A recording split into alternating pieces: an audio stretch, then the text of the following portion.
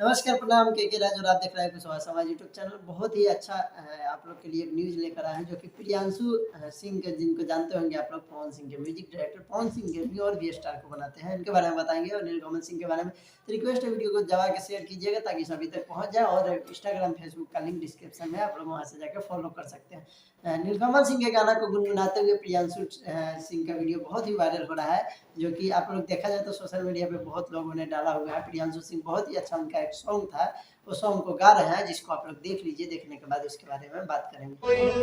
कि बर्बाद को के जिए आराम से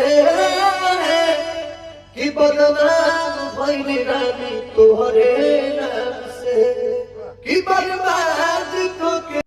वीडियो देख लिए होंगे, बहुत ही बेहतरीन गा रहे हैं। और नीलकमल सिंह का किस तरीके से उनका सॉन्ग का सभी लोग दीवाने हैं, ये साफ साफ दिखाई देता है कि उनका सैड सॉन्ग कितना लोग पसंद करते हैं। और कभी भी गम होता है तो उनका सैड सॉन्ग जरूर सभी लोग सुनते हैं। तो ये बहुत ही अच्छी खबर है कि एक अच्छे म्यूजिक डायरेक्टर और नीलकमल सिंह के गाना इस तरीके से गा रहे हैं।